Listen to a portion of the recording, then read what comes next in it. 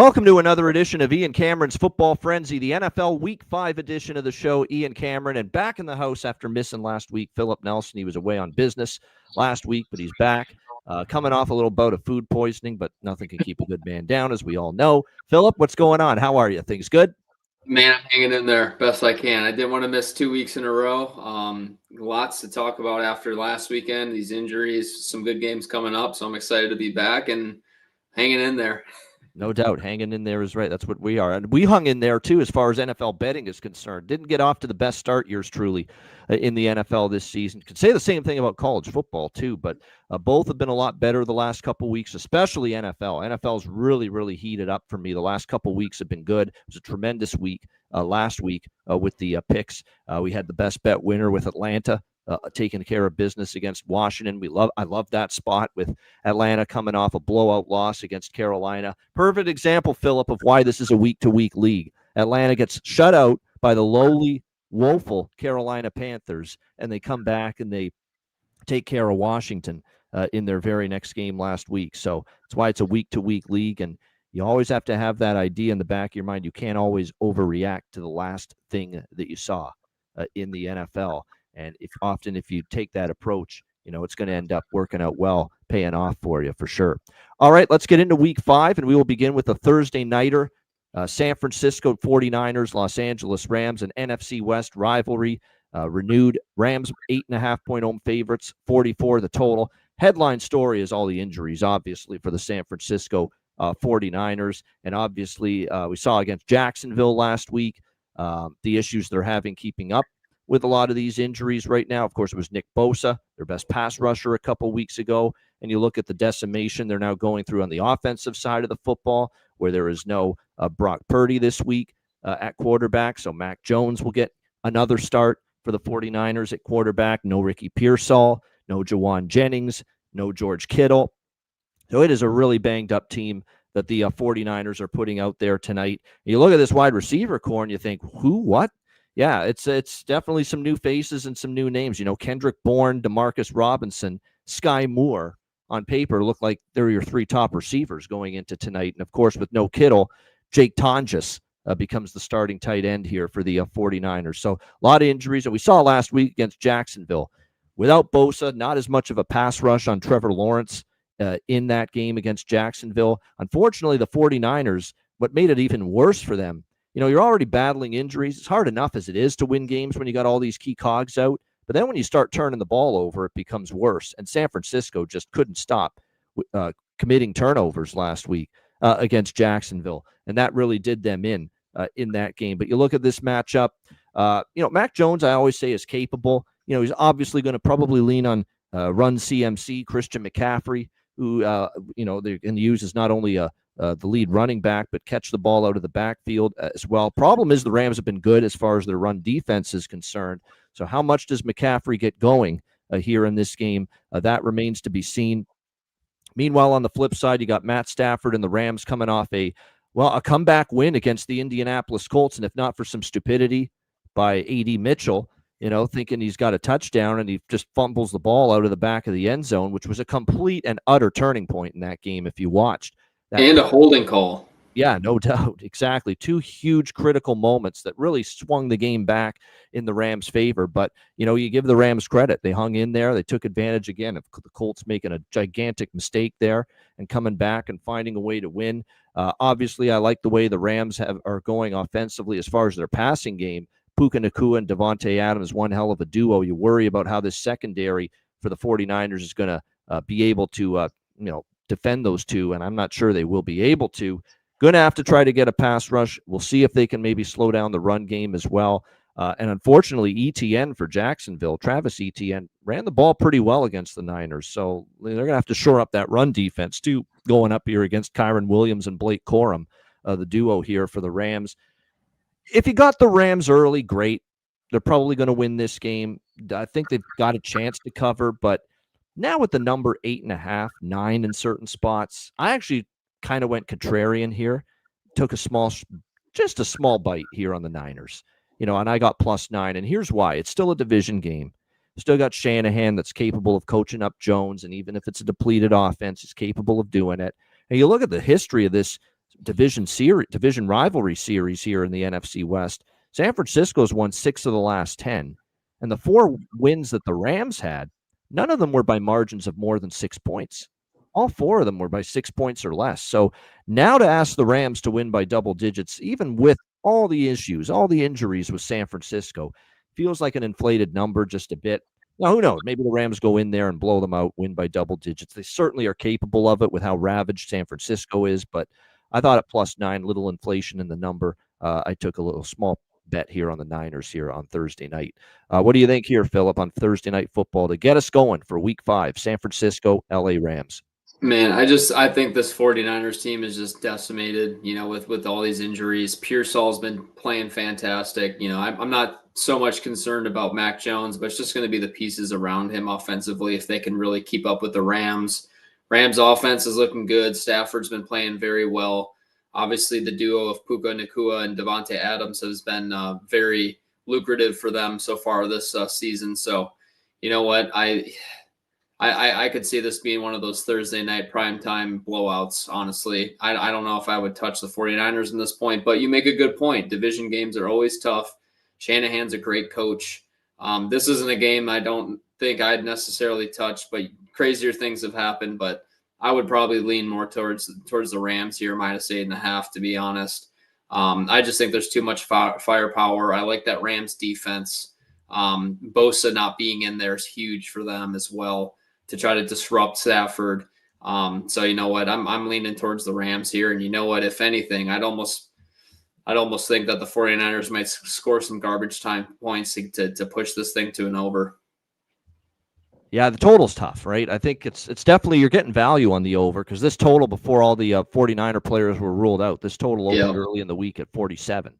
And now it's down to 44. So you are getting a little bit of value. Question is, are you going to get, something in the range of 24 to 17, and it's going to fall just short? That remains to be seen. But like I said, I just think, number a little bit inflated. I'm worried, obviously, with the Niners injuries. Of course, that's why the number is what it is. But I still think, it would also, maybe human mentality takes over for the Rams, that they think, whoa, look at all these injuries. It's going to be a layup now facing this Niners team. And sometimes that gets teams in trouble when they take that kind of attitude. Not that McVay is going to, you don't expect that from a team coached by Sean McVay, but you never know. Sometimes when you see as many injuries as you've got with your opponent, you think, hey, it's just going to be an easy night at the office. And it doesn't always work that way, especially in the NFL. All right, let's go to Sunday. And we've got another overseas game in Europe to get us going. 9:30 a.m. Eastern time over in London, England at Tottenham Hotspur Stadium. We've got Minnesota and Cleveland. Vikings 3.5-point favorites, 36 the total in this game. Headline news for Cleveland is Joe Flacco being demoted. It's not necessarily that he's played bad. He's in a bad situation, right? His 2 offensive tackles were out last week.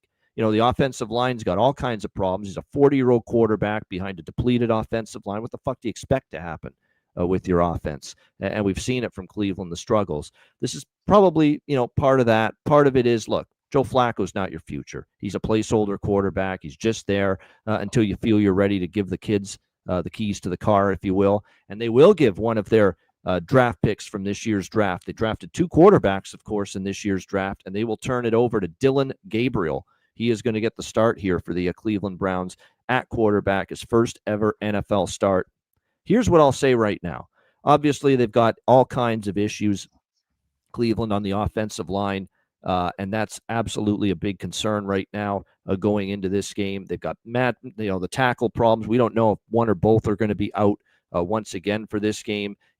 Flacco was consistently under pressure, but I don't know if I'd want a first-year rookie quarterback in his first NFL start, a million miles away from home, making his first start behind an offensive line that's hurting, injury-riddled, depleted, especially at the tackle spots, which are the most important. And who are you up against? Oh, yeah, a blitz-heavy defense led by Brian Flores as their defensive coordinator, who's going to send a lot of pressure at this young kid, Dillon Gabriel, and force this Cleveland Browns offensive line, which is depleted, especially at the tackle spot, to show they can, dare them to try to keep Dillon Gabriel upright. I don't think they've set this kid up for success, personally, giving him his first start here. in this kind of situation against a very good pressure-laden defense like Minnesota will send out there. Now, on the flip side, Minnesota's got offensive line issues of their own, and we saw it against Pittsburgh last week in their first game over here in Europe, where the offensive line was losing bodies to injury during that game. Carson Wentz is fine if he can be protected, but if the O-line starts to break down and injuries occur, and we saw what happened, like it was the old Carson Wentz again, taking way too many sacks, interceptions, making poor decisions. That's what happens with Carson Wentz. When he gets into that situation and the O-line's got problems, that's exactly the kind of issues he can run into. Now, there is a possibility at the very least that J.J. McCarthy returns, but the last update I got was that he did not practice on Thursday, and that's not a good sign. Makes me think Carson Wentz is probably going to get one more start here for the Minnesota Vikings at quarterback in this game. And the one thing Cleveland can do have been pretty solid with so far this year is their own defense, which obviously can get pressure on the quarterback. Myles Garrett's been banged up this week. That is something to keep an eye on here for the Cleveland Browns. He's obviously the heartbeat of that pass rush, to make no mistake about it. We'll see if he's able to go for the Cleveland Browns in this game. If he does, and these Minnesota offensive line issues continue to be a concern and a problem for them going into this game, that could be a problem for Minnesota moving the football up and down the field. I still lean Minnesota here in this spot for a couple of reasons at -3.5. Minnesota's off a loss to Pittsburgh. They're not going to want to go 0-2 in these back-to-back weeks playing overseas in Europe. And you have to factor in the massive situational advantage Minnesota has going into this game. They've already had their first week over there to adjust the body clock, to get used to the routine, to get used to the surroundings. And now they've been there for almost 2 weeks now since Minnesota's arrived overseas. So they've adjusted pretty well. Now you're looking at Cleveland doing this for the first time. And Cleveland was on the road last week at Detroit. And so now they got to fly from a road game last week, fly over to London, England, and now they've got to get their self-adjusted, to the time change and all the surroundings over there. So Minnesota's been over in Europe for a while now, and I think that's an advantage that can probably go in their favor a little bit here in this game as far as situationals are concerned. So it's a game that I haven't bet yet, but it's Minnesota or nothing. I really think Stefanski, I got to give him a little grief here. I think he set Dillon Gabriel up for a potential disaster here, with offensive line injuries, especially at the tackle spot. You're playing against a defense that has a coordinator that blitzes frequently.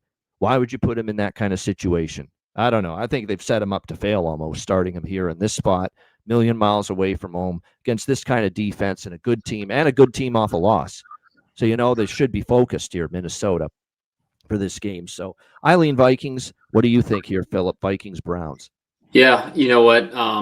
If I could place the best bet of the week, I would say J.J. McCarthy does not play. KOC has made it very evident that he will not play unless he gets a full week of practice. And so, I think we can. That's probably going to be Wentz.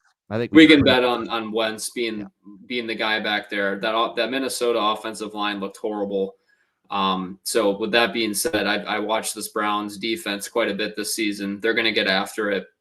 But on the flip side here, I think that Stefanski, his whole offense revolves around play action game, right? And I think that, with this type of a play action game, they're going to try to do their best to neutralize the Flores exotic blitz packages. And so with that being said, I really think that it's going to be a conservative game plan for both teams here.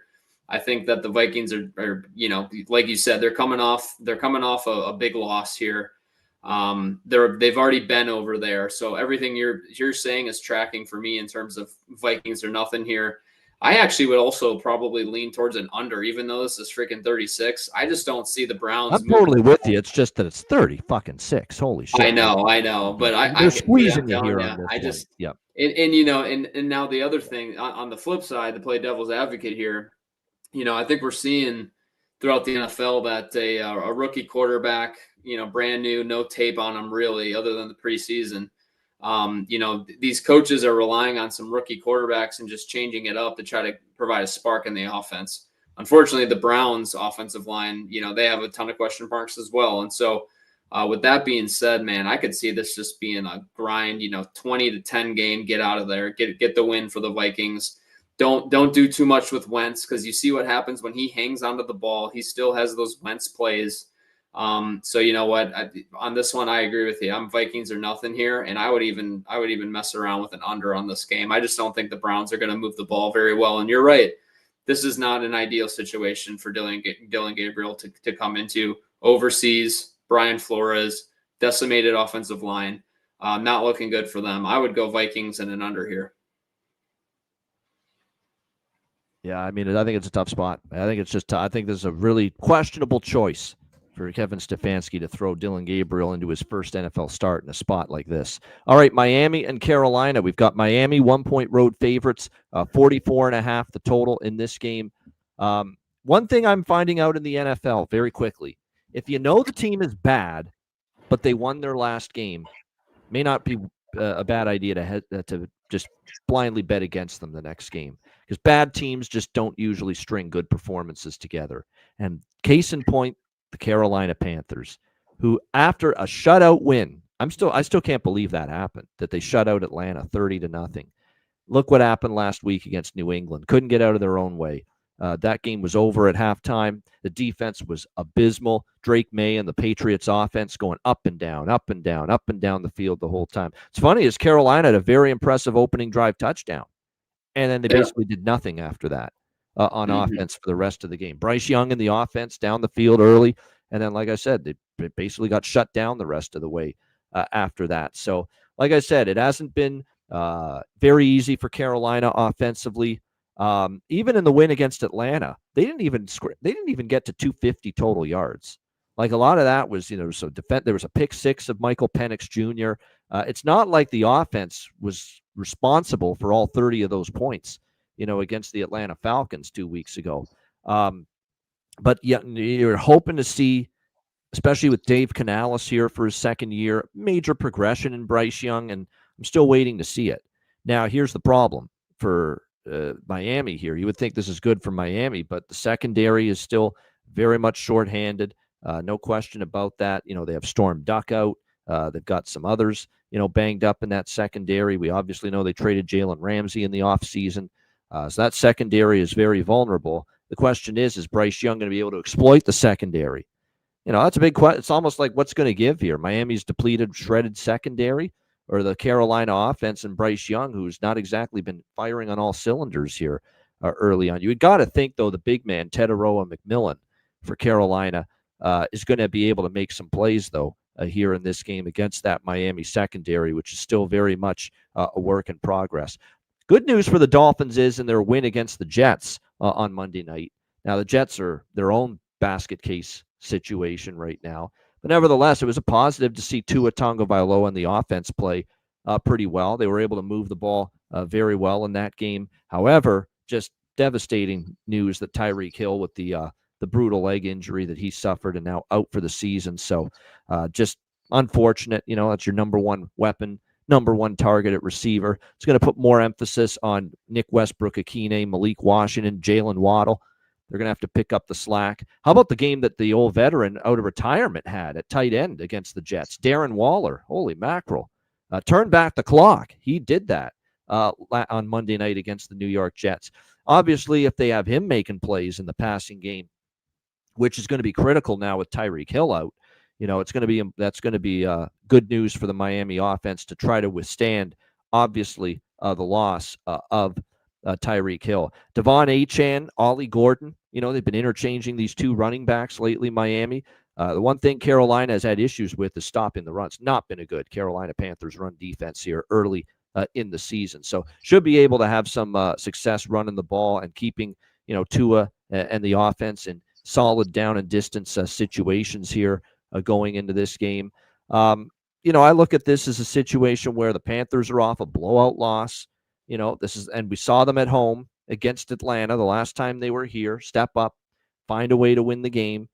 I actually think it's a strong situational spot to back Carolina off a blowout loss to New England, Miami on a short week, Miami on the road as a favorite.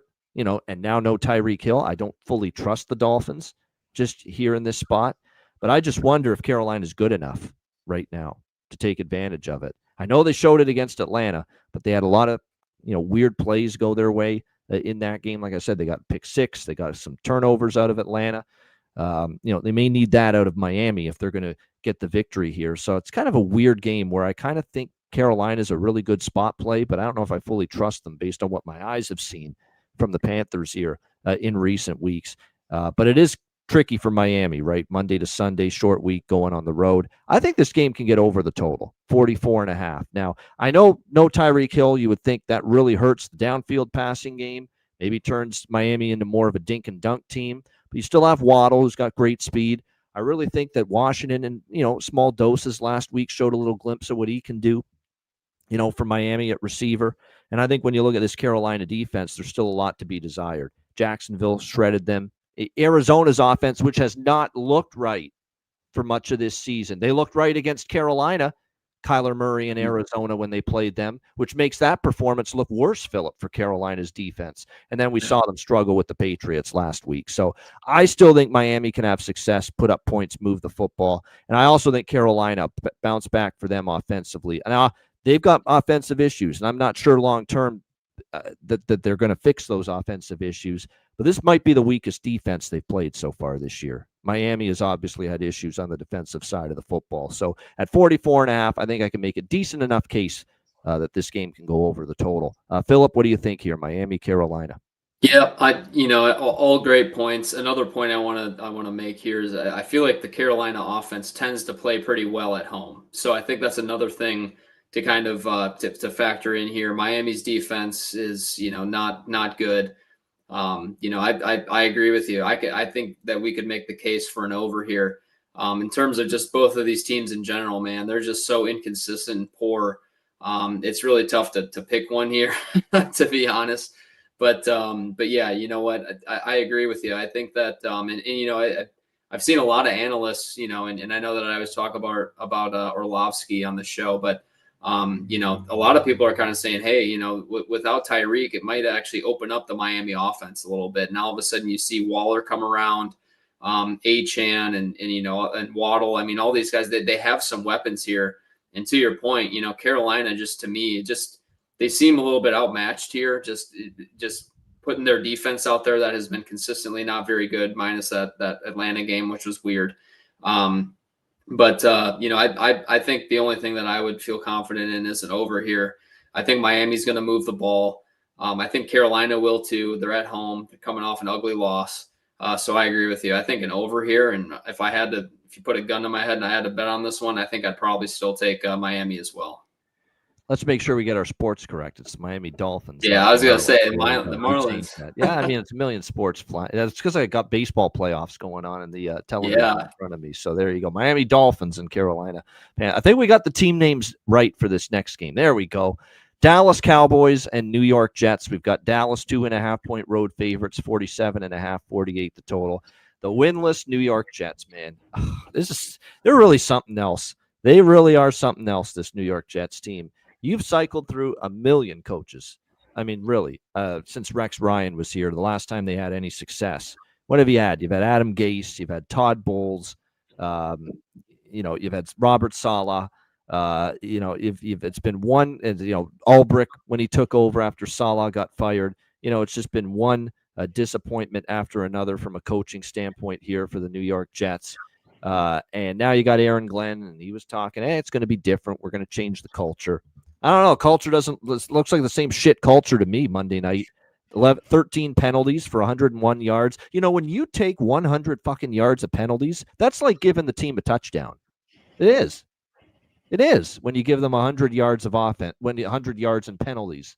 That's what the New York Jets did Monday night against the Miami Dolphins. How many holding penalties? How many false start penalties did I see? How many friggin' illegal shift penalties did I see from the Jets the other night? It was ridiculous. It's embarrassing to see that. I think they had like 3 or 4 illegal shift penalties. Philip, if you're quarterback of an offense that had committed an illegal shift penalty 3 or 4 times in the same game, wouldn't you feel ashamed that your team did that? Yeah. Oh, yeah. That's lack of discipline, lack of coaching. I mean, you nailed it with the culture thing here. I mean, they just did not look ready to play at all, at all. So No, they didn't. They didn't look ready at all. Defense struggled. Yeah, and you could tell it was.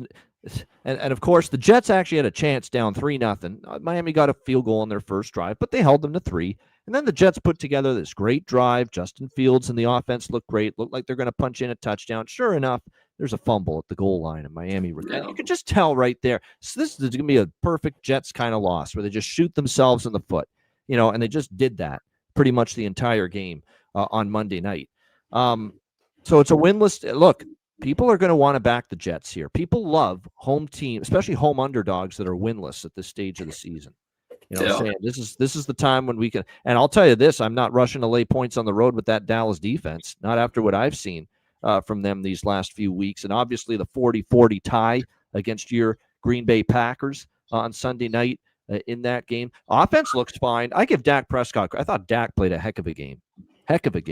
On Sunday night. When you factor in that he didn't even have CeeDee Lamb, and you factor in the offensive line for him hasn't been healthy much of the year, that he was still able to move the ball, put up points against a Green Bay defense that, we thought they were an elite defense after the first couple weeks of the season against Detroit and Washington.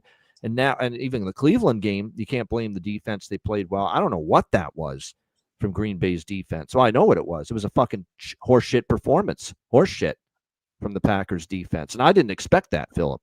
And that's with all due respect to Dallas's offense and Dak. I know they're capable, but that's a Green Bay defense that was shutting teams down for 3 weeks. And then Dallas is going up and down the field the whole second half against them. Like, it was alarming to see how much Jeff Hafley, his stop unit, struggled last week for the Packers. So Dallas is one of these teams to me that I trust their offense enough. They showed even without CeeDee Lamb, they could move. That's the big thing. They showed me they could still move the ball, have some success without CeeDee Lamb on the field. And it looks like CeeDee Lamb's still going to be out this week, but that means you're going to need to rely on Pickens stepped up. The tight end Jake Ferguson stepped up. Kevontae Turpin becomes more of a weapon now at receiver. You still have options. I think for the Jets now, it's all about stop with the pre-snap penalties. Like I thought there were times the offense worked. And if you look at what the Jets have to deal with here, this is a soft defense they're playing. It's a defense that doesn't do anything well. They don't stop the run. They don't get much of a pass rush. They don't cover very well down the field, in the secondary. So this is an opportunity for the Jets offense to have probably one of their better games of the year. Their defense, well, they struggled with Pittsburgh. They struggled with Buffalo. They haven't had many good games this year, this Jets defense. Tampa Bay 2 weeks ago, there were moments they played okay, but with the game on the line, a chance to win, there's Baker Mayfield going down the field, putting Tampa in position to win the game with a game-winning field goal, and they did. And then against a Miami offense that's been certainly better than their defense, but still up and down a little bit, they give up 27 points and struggle most of that game. I mean, they've given up 27 plus in 4 games to start the year, the Jets. So this is a dead nuts over to me. I mean, 47.5. I'd just rather go over this total and not put my faith or trust in either of these teams to actually win the football game. So that's where I'm going, over 47.5 here. Philip, what do you think? Cowboys? Yeah, completely agree with you here. I think that this has a Jets moral victory written all over it. I think they're going to clean up the penalties, being at home, coming off that ugly performance in Miami. Justin Fields, man, he's showing some things. That 4th down scamper for a touchdown was pretty impressive. Garrett Wilson's getting in there. So, I think that offensively they're going to clean that stuff up. But again, no faith in this defense. Dak is playing at an all-time level here. He really is. And when you watch that Cowboys-Packers game, man, there's plenty of times where Dak was just about to get sacked, and he knows where he's going with the ball. And when he's confident and knows what he's doing, and then not to mention the Cowboys running game has kind of come alive here. I think you're right. This has an overwritten all over it. And I think a lot of the reason for that is, for me, Jets defense is terrible. Cowboys offense is running great. And I just think the Jets offense is going to bounce back here. So I agree with you here. Not sure if I want to really put any faith in either of these teams here, because we could also see a Dallas meltdown here as well. And wouldn't be surprised to see that. So you know what, this is an over for me all the way, just based on the fact that I think the Jets are going to clean their shit up a little bit. If this hits 3, I'll be on the Jets. I think this has got to be the spot for them to maybe win a game. And I'll say this is a good stat. Someone gave this to me, a fellow handicapper, thanks to him. Teams off a tie. Now, ties don't happen very often, but teams off a tie in the NFL in their next game, 14-20 against the spread. Wow. Not good. You know what it is, I think? You come off a game like that, it's such a unsatisfactory conclusion to the game that, we bust our ass for 3 hours and it ends in a tie. Yeah. That can be somewhat of a deflating end to a game like that was so competitive. It's almost like it creates a hangover for the team in their next game. So maybe that happens to Dallas here in this game. And it was an exhausting game too. You saw it. Both teams were feeling it physically. Plus that game was not over until well after midnight Eastern time. Yeah. Mm-hmm. In terms of real time, it was a long football game with the Cowboys and Packers last Sunday night in Dallas. So I think I'll probably bet something on the Jets. I know I'm glutton for punishment. This team could just shoots themselves in the foot, finds ways to lose, but I think it's a decent setup here for the Jets. That maybe they can finally get that first win. And I prefer Jets plus the points than laying it on the road with Dallas and that defense. That's for sure. All right, Raiders and Colts. We've got Indianapolis 6.5-point home favorites, 48 the total. I continue to be impressed with Indy. Even after their first loss of the season against the Rams last week, I continue to be impressed with what I've seen from this Indianapolis Colts football team.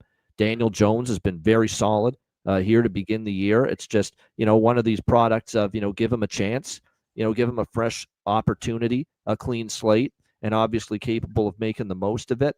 And I think that's been noticeable here. He has taken advantage of it for this Colts team. 71.9% completion so far, and already over 1,000 passing yards for Daniel Jones here in the first 4 weeks of the season for the Indianapolis Colts. Obviously, the good 3-1 start, beating Miami, Denver, Tennessee. Now, that was 2 of those teams were pretty bad, right? Miami and Tennessee. The Denver win, though, still stand by it. Pretty impressive. And the Rams are a good NFC team, and they were leading the majority of that game. And you could argue the Colts are on their way to winning that game until the A.D. Mitchell mistake in the end zone. Like we mentioned earlier, completely flipped the game. Frustrating loss for the Colts. I think they've probably got a decent chance here to get a bounce-back performance here in this game. It's funny because Shane Steichen's got to address this still with the team, because this happened to Jonathan Taylor with dropping the football, before the end zone last year. So this is definitely something he's got to make sure that it's not these blunders, they just don't happen again. This should be a good matchup against this Raiders defense. They can get after it with Max Crosby a little bit as far as a pass rush goes, but this offensive line has protected Jones well. He should be able to find, a lot of his receivers down the field in this game. The likes of obviously Pittman and Pierce. Now, Pittman and Pierce have been banged up a little bit, so keep an eye on their status if they're able to go. I know Pittman was limited at practice. Alec Pierce missed last week, but he's back at practice, so it sounds like he's going to be okay for this game for the Indianapolis Colts. And we know they've got the great rookie tight end out of Penn State, Tyler Warren. He's had a very strong start to the year. They're running the ball well with Jonathan Taylor here as well. They'll lean on Taylor. But I think when you look at it, Raiders, I don't know what to make of their run defense, because they've done okay with their run defense, but they've played Washington, who struggled to run the ball. Chicago has had issues running the football. This is probably the best run game they've played, the Raiders, their defense. So I'm not sure they're going to stack up against it all that great. And then on the flip side, the Raiders' offensive line is horrific right now.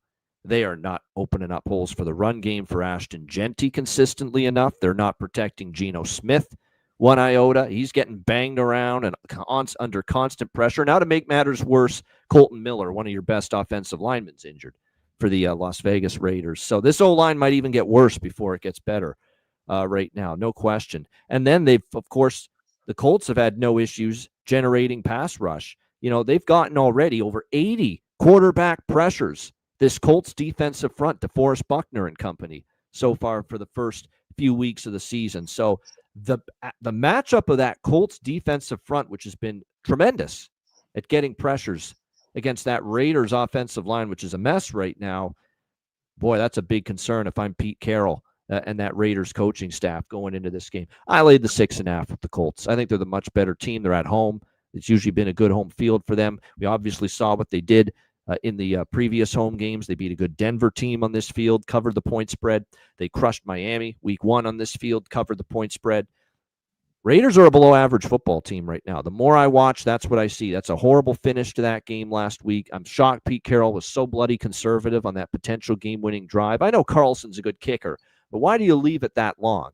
Right. Run another couple of plays there. Get them closer into field goal. Maybe they still block the kick, but probably less of a chance it happens against Chicago if you move it closer and you're a little more aggressive getting the ball into field goal range, better field goal range in those last 30 seconds of that game. So I don't think they handled that end game situation well at all.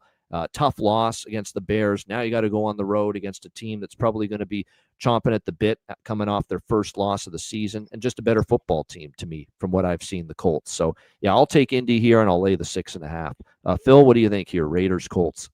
Yeah, no, I think you nailed it. Colts coming off a devastating loss there that could have very easily been a win. I think they're going to be roaring, ready to go, especially at home. This offensive line's been protecting Jones, like you said. They have the firepower defensively. I know we said, in the previews this year, I think that the Colts defense has been kind of overlooked, and I think that they're proving it now. This Raiders team, like you said, is just a below average team. I just don't think that with that offensive line and Colton Miller being out as well, it's going to be a huge loss if he is. Raiders won't be able to protect. They won't open up any running game. This is just kind of a bad spot for the Raiders right now. I'm going Colts minus 6.5 as well, and I'm not really sure about a total here because I don't think the Raiders are going to be able to really put up points, to be honest. So I think the Colts are better than a touchdown here versus the Raiders. Denver Broncos, Philadelphia Eagles. We got Philadelphia 4-point home favorites, 43.5. The total in this game. Is it okay to say that the Philadelphia Eagles, despite being undefeated, have not looked great? That's where I stand with Philly. I don't think they've looked all that great. They've got this voodoo magic fucking thing going on right now these last 2 weeks against the Rams and the Bucks, where they're blocking a million kicks on special teams and they're getting points off it. And kick returns, you name it. All these fluky ways of scoring, masking the fact that their offense has got real issues right now. Last week against Tampa, they get that fast start. They get the block punt return for a touchdown. They had one pretty good drive in the first half. And then, they got a short field on the 21-3 touchdown. But when they were asked to move the football down the field with the big lead in the second half, the Eagles really couldn't do it, really, in that game. They had -1 passing yard, -1 in the second half, -1 passing yard in the second half against Tampa Bay last week, the Eagles. And their offensive futility in the second half allowed Tampa Bay to come all the way back and make a game of that. And if not for the dreadful start the Bucs had in the first quarter, that could have been a victory for them. And then, of course, they had the chance at the end and Baker threw the interception. So, it's just one of these deals where that's a winnable football game for Tampa Bay. It came all the way back, and there's Philly hanging on at the end. I find there's chemistry issues with some of their receivers right now. You've got A.J. Brown flapping his gums that, they're not getting him the ball enough. They're not targeting him enough. Another diva receiver. What else is new there? And then, of course, we've got the situation with Saquon Barkley, which continues to be a head scratcher, that they just can't get him going, running the football. How is this possible? And it continues to be a struggle. Like, he had 19 carries and only 43 rushing yards. And keep in mind, they were up most of that game. So when you have a big lead, Phil, what do you want to do? You want to run the football and establish the run. They couldn't fucking do it. They couldn't do it. This is concerning. I don't care what you say that they're undefeated and, we're fine, the Philadelphia Eagles, we're winning games. That's all that matters. No, you're not going to keep winning games in these fashions like you did against the Rams and the Bucs with these issues persisting. You're going to have to fix them. You're going to have to correct them. Can't have Saquon Barkley not running the football the way we know he's capable of. You can't have A.J. Brown be a non-factor indefinitely in the passing game. So these issues have to be fixed for the Philadelphia Eagles moving forward. Now, their defense, again, has been very solid. They also have a few key injuries to keep in mind going into this game when it's all said and done. So keep that in mind. You look at the Eagles too, as far as, a couple of the injuries that they've suffered. Like I said, the secondary's been a little bit more vulnerable, a little bit more exploitable. Can it be something that Bo Nix is able to take advantage of here in this game? That's going to be an interesting thing to watch here as this game goes on. Like I said, with the Eagles, it's hard to believe that, there's been so many issues with their offense. And we saw it against the Rams for a majority of that game, how it was a struggle, obviously, to get Barkley going. And it was a struggle to get, a lot of the passing game going here. And unfortunately for A.J. Brown, who's likely going to be he's pissed off about, the lack of production and the lack of targets and everything and his lack of involvement. Well, now Pat Surtain II is one of the better cornerbacks that he'll be matched up against here for the Denver Broncos. So, it's frustrating because I think if you bet against Philadelphia saying this is a flawed defending champion and this is a flawed undefeated team, you probably deserve better results. You probably deserve a point spread winner with Tampa last week instead of falling short. You probably deserve the Rams covering. Absolutely deserve that one. Rams probably should have won that game. And then, of course, the blocked field goal at the end, which results in not only the Eagle win, but the point spread cover at the end. I'm going to take a shot one more time fading the Eagles. There's some issues here. The one concern here is Denver on the road and short week after playing Monday night late against Cincinnati. But that was like a glorified scrimmage and exhibition for Denver against Cincinnati. That's how fucking putrid and pathetic and embarrassing the Cincinnati Bengals were on Monday night in that game. I actually think Denver comes into this game relatively fresh. Not like they had to exert a ton of energy beating Cincinnati without crap-ass performance the Bengals gave you that night. So I like Denver a little bit here at +4. What do you think here, Phil? Denver, Philly. No, I agree. I think this is I see this as one of the games where the Eagles come unraveled a little bit here. And, obviously it's a well-coached team when they take special teams that seriously. However, the offense has just been terrible. Like you said, there's no creativity. They're not, A.J. Brown's getting the targets, but he's running a stop, he's running a slant, he's running a go. There's no creativity here. The only thing that gives you a little bit of hope here is, A.J. Brown, pouting and doing his thing on the sideline, whatever. The Eagles if you watch that game, the Eagles tried to force feed him and they were cloud covering him. They were doubling AJ, and you could tell that Hurts was trying to force it into him. I see the Broncos kind of, relying, like you said, on Surtain a little bit here and trying to play a little bit more man-to-man. Now, if that's the case, that gives A.J. Brown an opportunity to win a few. But I think this Broncos defense is obviously still one of the best in the league. They're going to get after it. This Eagles offensive line is not the same as last year. That's one thing that's for sure, which is it's tough for Saquon when he's getting smacked in the backfield. So with that being said, I think +4 Broncos here is a very good idea given all that. And, I'm going to put my faith more so in the Broncos defense than anything else than the Eagles offense here. I think the Broncos offense, Nick's few misses there, but he almost played a really, really good game there against Cincinnati. Granted, it was Cincinnati, but I think the Broncos offense is moving the ball. I think that, Sean Payton is going to dial up some things for this game. I think the Eagles offense is just kind of in shambles right now. So I really like the Broncos here +4. They might not win, but I think they cover. Yeah, right. There's issues with the Eagles. Don't be fooled by the undefeated record. They've got some issues, and they got to figure some things out. All right, Giants and Saints. We've got New Orleans, 2-point home favorites, 42 the total. Jackson Dart, first start in the NFL, and a victory in his first start last week against the Chargers. The devastation, it's good news, bad news. That's the good news for the Giants. The bad is the season-ending injury, torn ACL, Malik Neighbors. Just horrible to see it, especially because he now finally gets his, the guy that's likely going to start the rest of the year gets to play with him now after the quarterback change from Russell Wilson to Jackson Dart. Now he's out for the season. So just so unfortunate here. And obviously, look, Darius Slayton, Wan'Dale Robinson, guys like that are just going to have to step up. I know there's questions about whether they can do it because they've had issues. They've had opportunities in the past to show, hey, this is what we can do at receiver. They always haven't grabbed those opportunities, but they're going to need those guys to step up. See if Cam Skattebo can continue to be, impressive as a running back here, as a rookie for this Giants team.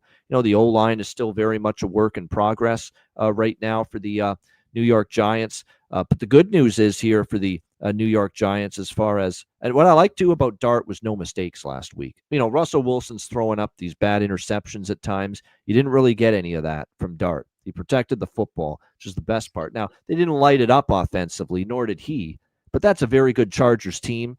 Very good Chargers defense they beat last week. Still a quality win for the Giants. The one thing here about the Saints is they rank 29th in many defensive EPA, a lot of the defensive categories. They've struggled.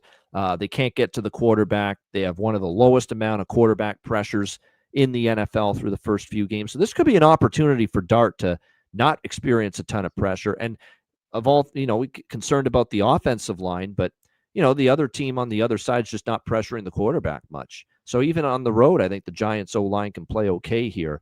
Now, you got the Saints, to their credit, they gave the Bills a tough game last week. I think some of that was Buffalo was kind of in a fog, sleepwalking through some of that game. But you got to give the Saints a little bit of credit. Make no mistake about it. And now they got to try to move the ball on offense with Spencer Rattler and company against a Giants defense that should be able to get after him here in this game, because Abdul Carter, Thibodeau, Brian Burns, we've talked about this group. They should be able to have a lot of success. Giants haven't been great stopping the run. And even Hampton for the Chargers in a losing effort ran the football well. So does Kendre Miller and Alvin Kamara have a good game running the ball here for the Saints? It is possible. I go back and forth on this, Phil, because I saw some bright spots from the Saints against a good Buffalo team last week on the road. They gave the Bills a tough game. They know they're getting closer to getting that first win. They're going to feel that the Giants and a rookie quarterback at home, they can get that first win. But there's no chance I'm laying as a favorite with the Saints. I can't do it. I think it's a nice little situational spot for them, but I don't trust them enough. I don't know if I bet the Giants, because it is a strong spot, in my opinion, for the Saints, but I could only lean Giants here because you could clearly see just the bounce that entire team got from Jackson Dart taking over under center last week. That being said, the neighbors' loss is big. Someone's going to have to step up, and that's not always been possible. There's been times before we've asked Wan'Dale Robinson, Darius Slayton, other receivers to really pick up the slack. Haven't always been able to do it. So tough game, slightest of leans for me to the Giants. Phil, what do you think? Giants Saints. Yeah, tough game. I agree with you. I just think that this is the spot where the Saints bust through. They got a week of film on Dart. The Saints are so close. They played the Seahawks decently well offensively.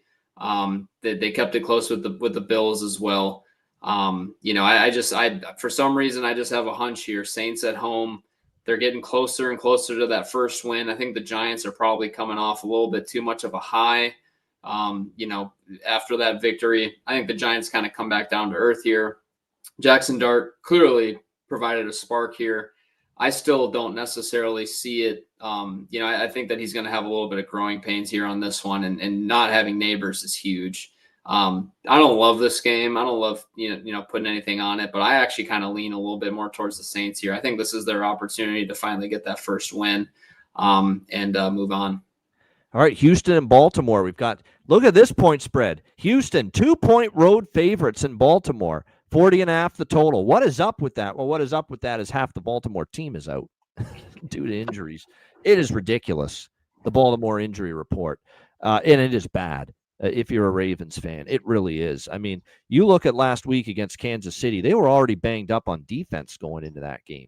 And then they lost a bunch of defensive starters during that loss to the Kansas City Chiefs, where they got obliterated 37-20. And now they go into this game, and like I said, that injury report is nasty for this team. You're looking at obviously a ton of key starters missing in action. You're talking about Alway, the linebacker, Brent Urban, the defensive lineman, Tavius Robinson, the linebacker, Marlon Humphrey, the corner, John Jenkins, the defensive lineman, Malachi Starks, Kyle Hamilton, safeties, Chidobe Awuzie, Nate Wiggins at corner, Roquan Smith, the linebacker. You're already without Nnamdi Madubuike, out for the season, one of your best defensive linemen. That is ridiculous how just absolutely gutted they are on the defensive side of the football from injuries. And you're seeing it. This is just a skeleton defense right now for the Baltimore Ravens. Now, Houston's offense does not look good. And even last week, I mean, that game's freaking 6-0 into the fourth quarter, and then they finally exploded and got some offense going. It took until the fourth quarter at home, though, against Tennessee. So there's clearly some issues with Houston's offense, but with just how absolutely, utterly decimated Baltimore is on the defensive side of the football, you got to think C.J. Stroud and company can have a fair amount of success here. And the O-line, again, there's no pressure anymore from this Baltimore defense up front. So even the issues along the offensive line for Houston, they should be able to handle it a lot better here in this game. Now, obviously, the big news, too, and what's flipped this point spread is Lamar Jackson. Hamstring, didn't practice today. And it's looking like Cooper Rush is going to start at quarterback here for the Baltimore Ravens. So that's another thing. It's not just the injuries on defense, it's that Lamar Jackson, MVP candidate's out, and Cooper Rush is going to start. Before we overreact to that, Cooper Rush for one game or two is capable of coming in there and playing all right. We've seen it before. We saw it in Dallas when he was there, and he still has Derrick Henry and a solid run game to work with. He's got two good tight ends and Isaiah Likely and Mark Andrews. You got weapons like Zay Flowers and Bateman and the company to throw to as well. The offense is at least still can be serviceable, solid, productive for Baltimore. It's the other side of the football you worry about. So I know they bet this total down because of the Lamar news. I think 40.5 is an overcorrection, over-adjustment on the total. I like over 40.5. I think that Baltimore defense is so bad and so decimated right now with injuries. Houston could probably score 28 in this game. And if you get 14, 17, 20 out of Baltimore, won't be easy because Houston's defense is pretty good. But I think they're capable of chipping into the score. I know there's been a huge to the scoring. I know it's a huge point spread adjustment. Baltimore's laying a touchdown at one point. Now they're 2-point home underdogs after all the injuries on defense and Lamar being ruled out. But so you could argue value now on Baltimore. I can't touch Baltimore. That's how bad it is right now. I'd still lean Houston as long as you can get them below a field goal as a road favorite. Phil, what do you think? Houston, Baltimore? I agree.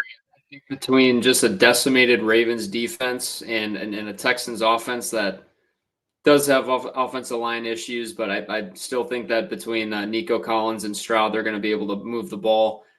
Cooper Rush, he gets a full week of practice. He's been a very serviceable backup in this league. I think they're going to be able to move the ball as well. So I think you're right. I think it's an overcorrection here. I think Cooper Rush is going to play a little bit better than what the odds makers are thinking here. I would hammer an over here as well. I think that both teams are going to be able to at least move the ball. I don't want to pick either of them here, to be honest. But, an over here is definitely serviceable. And I'm basing that purely on the fact that I think Cooper Rush comes in there and after a full week of practice plays well. All right, let's go to the late afternoon games. Tennessee and Arizona. We've got Arizona 7.5-point home favorites, 42 being the total here in this game. Tennessee's not backable for me. No way. No way with Tennessee. The offense is in shambles. Cam Ward's not been good. The offensive line's been worse. I actually put as much of the blame on the offensive line as I do Cam Ward and the play calling and the coaching staff. The guys are numbnuts. I've seen enough, Brian Callahan. You're out. Get out. Leave. Yeah. Leave. God damn it. Leave. I mean, I've seen enough, Philip. He's not good. He is not a good head coach, this guy, Brian Callahan. It's ugly, man. Play calling blunders, putting your offense in bad spots. Like, this is a guy that's supposed to be able to work with Cam Ward and to help develop him. He's doing the opposite. He is not doing much of anything to help this poor kid. There's all kinds of problems with Tennessee. Their defense is actually at times hung in there, but their offense just goes 3 and out so much they get worn down. And look what happened. Dam burst against Houston in the fourth quarter. Just got tired, exhausted, worn out on the field too much. Tennessee is not a team I can back. You look at the results, 0-4 straight up, 1-3 against the spread. They've lost now by double digits 3 straight weeks in a row. The problem is, I don't think I can lay it this many points with Arizona. There's some real issues here. Kyler Murray and the offense is not looking. Marvin Harrison looks like a freaking bust right now as a receiver. He's dropping passes, butterfingers every time he touches the football. We saw it last week against Seattle. They don't get a big stop on defense when they need it. There's some real problems for Arizona. I've not liked the way this team is trending. And as much as I don't want to back Tennessee, I can't lay more than a touchdown with Arizona. So this is probably a stay off game for me. Philip, what do you think here? Tennessee, Arizona. Yeah, I agree. I think this is a stay off one as well. If anything, I'd lay the points for Arizona. I don't see the Titans moving the ball. Cam Ward, it's not all his fault, but there's certain plays where it is his fault. And so I think just with the combination of that coaching, Cardinals or the Diamondbacks, just not being able to put up the points here. I would lean an under here, honestly. And, I just think that I think Arizona comes out. But, yeah, this isn't a game I want to touch either. Yeah, I don't blame you on that. All right, Tampa Bay and Seattle. We've got Seattle 3.5-point home favorites, 44.5 the total. Here's another team where the injuries are mounting, the Tampa Bay Buccaneers. And, just when it was starting to look good for them on the injury front, they got Tristan Wirfs back, the best offensive lineman against Philadelphia. They got Chris Godwin back as well. And now all of a sudden we're starting to see more injuries in other spots for this Tampa Bay team. I mean, that was a rough game for them offensively or last week against Philly. Yeah, they got Wirfs back. Yeah, they got Godwin back. But now Hassan Reddick, linebacker, he's banged up. Levante David, linebacker, banged up. Logan Hall, banged up as well. Jamel Dean, the cornerback, left that game due to injury. I mean, this is just getting ridiculous. Just when Tampa's getting healthier, they suffered like 3 or 4 more injuries during the game last week against Philadelphia. So that's a concern now. Tough loss last week. You're flying all the way out to the Pacific Northwest. And this Seattle team, man, they're playing some good football. Sam Darnold, regular season Sam Darnold of last year all over again when he had the brilliant regular season until the last game and the playoff game. Until that point, he looked great, and he's looking really good so far this season for this Seattle offense. I've been impressed with what I've seen. I've been impressed with the defense. They've played pretty solid. So with all these injuries and the tough travel, I'm kind of leaning Seattle here in this spot. Philip, what do you think? Tampa Bay, Seattle. I got you. I completely agree here. I think Seattle's playing good, solid football. Buccaneers are having a little bit of problems with some injuries. I think the Buccaneers are scrappy enough to put up some points, though. So I would probably go an over here as well as the Seahawks. But, yeah, I like the way the Seahawks are playing, and I think they take care of business at home. Yeah, it could be. I think some of the greater injuries now, going into last week, the greater injuries were on the offense. Now they're starting to see some defensive injuries start to appear here for Tampa. So that could definitely help if you like the over in that game. All right, Detroit, Cincinnati. Detroit, 10-point road favorites. The total here sitting at 49, pretty much across the board in this one. I look at this matchup here as Bengals are a tough team to back. I get it. They're coming off an embarrassment. They should want to show some pride, some guts, because that was ridiculous. That was not a professional football effort, in my opinion, against Denver in any way, shape, or form. And Zach Taylor has to take some blame for this. I know Joe Burrow's out and that hurts, but you can't get Jake Browning and coach him up better than that to have a better showing than that. And what happened to your defense? Just bullied the whole game by Denver. They're a tough team to back here. The only thing you got to hope for is Detroit is coming off, the Baltimore win, a home win against Cleveland. Now they're going on the road, a struggling Bengals team that they fall asleep. That's going to have to be your hope if you're going to back the Bengals here. So, yeah, I grabbed a little Detroit here, -9.5. It's a small bet because I am worried about the spot just a little bit. But like I said, I am just a mild bit concerned here as far as the spot for Detroit. But I just can't get there with Cincinnati. That's how bad it's looked. 2 games in a row. Minnesota blown out, not even competitive, non-competitive. Same thing against Denver. Phil, what do you think? Detroit, Cincinnati. Yeah, Cincinnati's not competing. That you can tell they're a team that's down. Offensive line play is just terrible. They're not protecting, either. So Jake Browning. So I think that there's no way this is a one where Dan Campbell lets his Jake team Browning go. meet Aiden Hutchinson. He's about to become your worst nightmare. Yeah, exactly. So you know what? I think this is a blowout game. I'm taking Lions -10 all day. Not going to touch this over because I don't think that the Bengals are going to score, to be honest. So I think this is a blowout game for the Lions. Yeah, I hate to say it, but I can't take Cincinnati. Not in their current state. Not after what I've seen these last 2 weeks. All right, Washington and the LA Chargers. We've got the Chargers 2.5-point home favorites, 48 the total in this game. Chargers back home off a loss. That's usually a bet on spot. but Washington's off a loss too against Atlanta, and I'm concerned for the Chargers' offensive line. Here it is; it's getting worse by the week here, Philip, with the Chargers on the O line. They're already without Rashawn Slater, the Chargers on the offensive line, and now you're talking about a couple more offensive line injuries. Joe Alt carted off the field with an ankle sprain last week, and another O lineman went down in that game. So you could have 3 starting offensive linemen out for the LA Chargers. That's not exactly what I want to see when I want to lay points with anybody. And I like Herbert. I think Herbert, that looked like a 3-0 team that had 3 division wins to start the season, looking like one last week against the Giants. Then going on the road, early start, East Coast, West Coast team traveling east, early start, and they look flat as a pancake against the Giants. They played like it last week. I would expect them to play better. I had circled the Chargers to back them in this spot, but I'm worried about the O-line injuries. I really am. It looks like it's going to be Jaden Daniels, too, back at quarterback for Washington. He will return after missing the last couple of weeks, so that's obviously an upgrade from Marcus Mariota. We'll see if Terry McLaurin's able to return as well. But the fact that Daniels is back, the O-line injuries for the Chargers, I initially went from leaning Chargers to now might end up not betting the game and being off it entirely. Phil, what do you think here? Commanders, Chargers. Yeah, I think these injuries for the Chargers really kind of throws a little damper on everything. This is probably not really a touch game for me. Don't know how Jaden Daniels is going to look coming off of the injury. Point spread is a little high, I think. I think that the Chargers defense will still kind of be around, and I haven't been totally impressed with the Commanders offense. So I think if anything here, I'm going with an under here as Jaden Daniels gets his sea legs back. So if anything here, under or don't touch it for me. Yeah, total pretty high given those O-line injuries for the Chargers, I would agree. All right, Sunday Night Football, New England, Buffalo. Buffalo 8-point home favorites, 48.5 the total. My first thought is take the Patriots plus the points because I like kind of the way their game's trending a bit. Buffalo, laying a number like this, we'll see if they've got the foot. The problem is Buffalo sounded like a team that lost last week after the game against New Orleans. They weren't happy with how sloppy they were. Josh Allen was talking about how he didn't like the turnovers he had, the one turnover, especially in the first half. They sounded like a team that was pretty pissed, even though they won. That's not the execution that you expect from the Buffalo Bills. And it's true.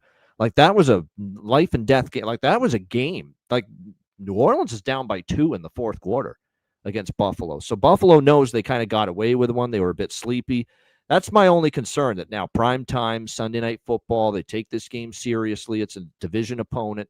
And maybe they come out there and they roll the Patriots. But I still lean Patriots. I still think there's some issues on that Bills defense. Like, New Orleans was moving the ball for a good chunk of that game against them. So Patriots, maybe a Patriots team total over if you don't trust the Patriots defense. And I think the full game goes over. I think both teams. And I like the way Drake May's playing. Like, that offense is starting to get some things going. If they don't turn it over a million times against Pittsburgh, they score more points and probably win that game 2 weeks ago. So Patriots, maybe team total over. And I like this full game over 48.5 on Sunday night. Philip, what do you think? New England, Buffalo. Yep, I agree. I think this Bills defense has some real issues. Drake May and Stephon Diggs is really starting to become a connection. Watch some of the film on that, actually. And Stephon Diggs being that veteran presence, he just seems to be in the right spot at the right time.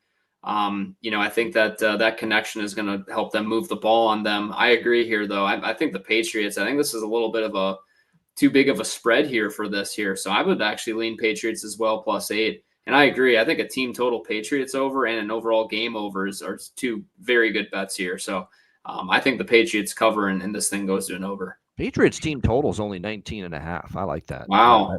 Heck yeah. Yeah, I think they can get to 2021 in that one. All right, our last game, Monday Night Football, Kansas City and Jacksonville. Kansas City 3-point road favorites, 46.5 the total. How about that confrontation there with Robert Saleh and Liam Cohen after the game? Holy shit! Keep my name out of your effing mouth, man. It got heated there.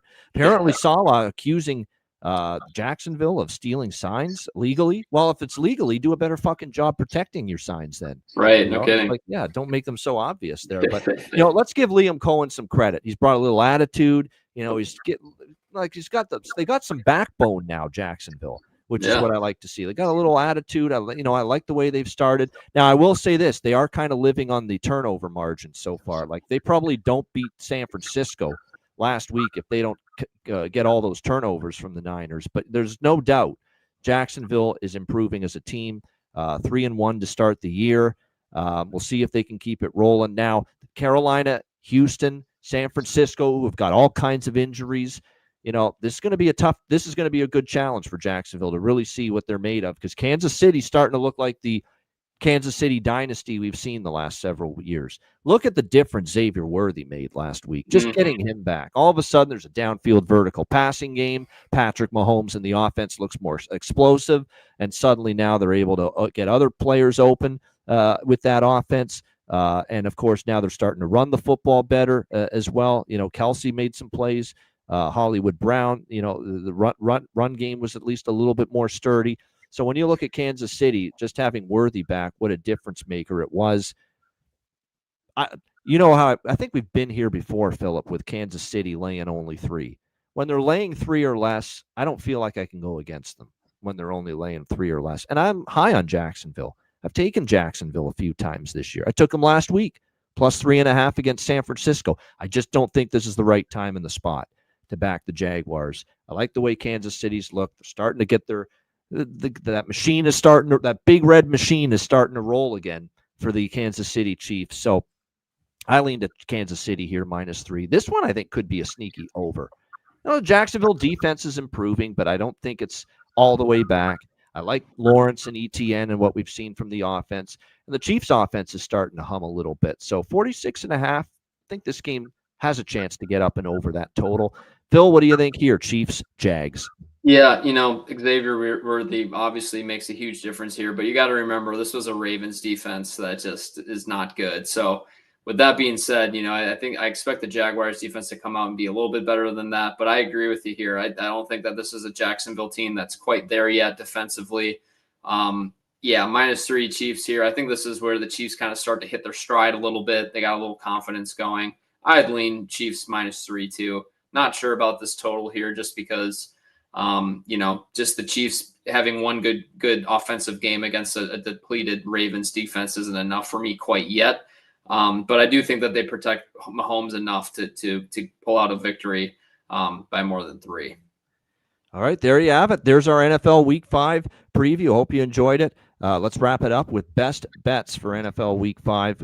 I had Atlanta last week, so hopefully we can keep the train rolling with best bets. Philip, we'll start with you. NFL Week 5 best bet.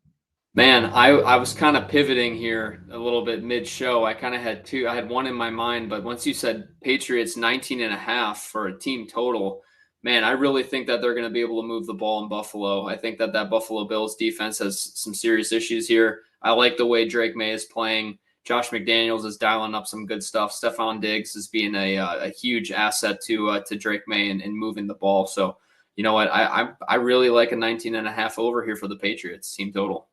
Yeah, Matt Milano and Ed Oliver both being out for Buffalo has been a massive absences on that defense. We'll see if they get those 2 guys back here this week. And if they don't, even if they do get them back, I still think New England can get 20, 21 points. So I'm with Phil there. I like his team total there, over 19.5 with the New England Patriots team total. And my best bet for this card for Week 5, I think I am going to end up rolling with I'm going to go with the Cowboys and the Jets over 47. I like it. I think we get over that total. I think there's points in that game. Don't really trust Dallas's defense. And I think the Jets with it, Justin Fields, because Dallas doesn't do anything well on defense. So whether it's run or pass, I think they get one or both of those elements of their offense going. So, yeah, we'll look for points there with Dallas and the New York Jets. Over 47 for my best bet for Week 5. That's what I pivoted from. That's what I was there you go. Say. All right. See, you're a generous man. You left it to me. I appreciate it. You're always got your friends back. I appreciate that. Good stuff. Philip, any last words before we wrap up the show? Enjoy Week 5, folks. I think we got an interesting one. I'm excited to see what happens tonight as well. So thanks for tuning in. See you next week. For Philip Nelson, I'm Ian Cameron. This has been the NFL Week 5 edition of Ian Cameron's Football Frenzy. Enjoy the games and good luck. We'll see you next week for another edition of Ian Cameron's Football Frenzy.